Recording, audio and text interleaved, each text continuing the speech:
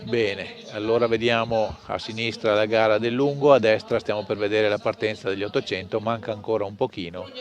Se vogliamo possiamo staccare ancora per un po' sul disco, dove intanto siamo giunti al secondo lancio.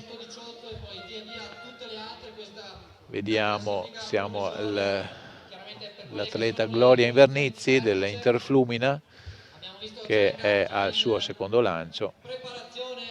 Ora mi sembra che sia Lambongo che sta per lanciare. Vediamo col numero 4, vediamo la sua misura. Terzo tentativo all'asta, 3,55. Nell'asta. Chiediamo uno sforzo ultimo sull'asta alla regia. Attenzione che siamo proprio pronti, benissimo. Grazie a Federico Campoallorto che ci esaudisce in tutte queste nostre richieste. Terzo tentativo, terzo ed ultimo, 3,55 per la Pezzali.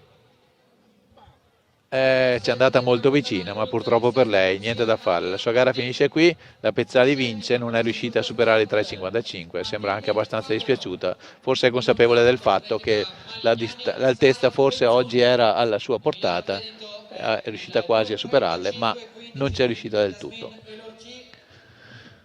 Bene, quindi stiamo per vedere la partenza degli 800, vediamo gli 800 allieve. Prima serie, ecco, partite. Furlan, Campion, Barladini, Zappoli, Elorchi, Amdi, Favero e Benzoni.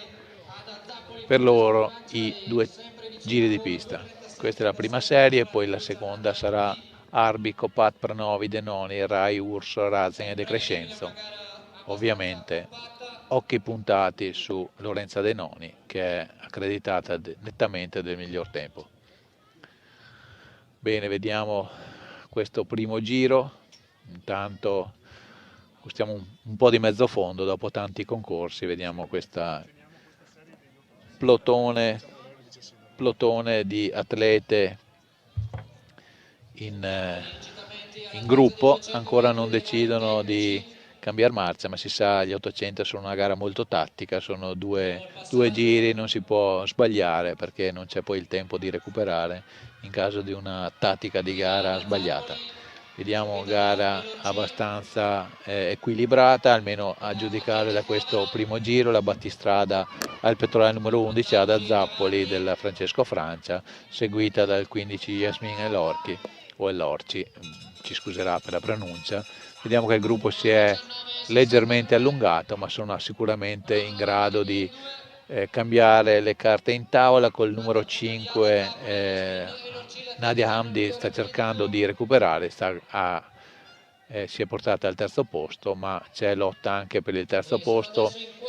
Il gruppo si è un po' allungato, vedete che già col secondo giro un po' di cambio di ritmo, un po' di stanchezza, già sono le gare, le atlete si sono un po' sgranate. Col numero 5 la Hamdi sta cercando di attaccare la Zappoli, che però sembra non avere intenzione di cedere. Nel frattempo un 6,36 per Gastaldello Leonardo per Team Treviso nel salto in lungo al secondo tentativo. Bene, bene, vediamo intanto gli ultimi 200 metri della prima serie degli 800 femminili. Vediamo la numero 5, come abbiamo detto, Hamdi, che dopo un primo giro in sordina ha cambiato passo, è andato all'attacco, però adesso c'è la riscossa all'interno prepotente della Ballarini, che davvero è rimasta nascosta fino agli ultimi 150 metri e poi è andata a chiudere con 2:38,19, ha vinto la sua serie prendendo in contropiede la Hamdi. In pedana del lungo vedo già Riccardo Tomè al suo secondo tentativo, chiama la clap, vediamo se ha preso le misure col primo tentativo a 6,29. Ricordiamo atleta capace di 6,93 in stagione, lo vediamo prendere la rincorsa per questo suo secondo tentativo. Vediamo il secondo tentativo di Tomè, la battuta è corretta, il salto mi sembra buono, però ci dirai tu. Intanto sta per cominciare la seconda serie, no, cioè manca ancora un po', ma insomma è il momento, le atlete stanno arrivando per la seconda serie degli 800 femminili. Vediamo, vediamo un po'. Vediamo un po' come andrà questa serie. Salto in fotocopia per Tomè, 6,28 al secondo tentativo. Vuol dire che è programmato su quella misura lì.